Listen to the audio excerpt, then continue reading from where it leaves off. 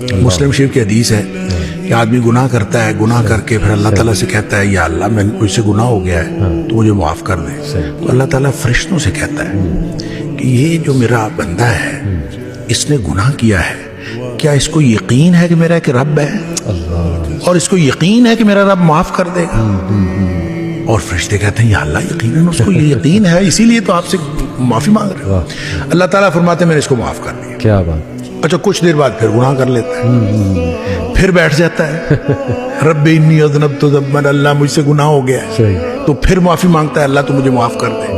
اللہ تعالیٰ پھر فرشتوں کو گواہ کر کے کہتا ہے کہ اس کو یقین ہے کہ میرا رب اب بھی معاف کر دے گا۔ واہ واہ واہ، اللہ تعالیٰ پھر معاف کر دیتا ہے، سبحان اللہ، پھر تھوڑی دیر بعد پھر اس سے گناہ ہو جاتا ہے۔ صحیح، اچھا اس کا مطلب گناہ کے دوبارہ ہو جانے کے ساتھ اس کا تعلق نہیں ہے، صحیح، اس کا تعلق آپ کی توبہ کی کوالٹی کے ساتھ ہے صحیح، کہ آپ نے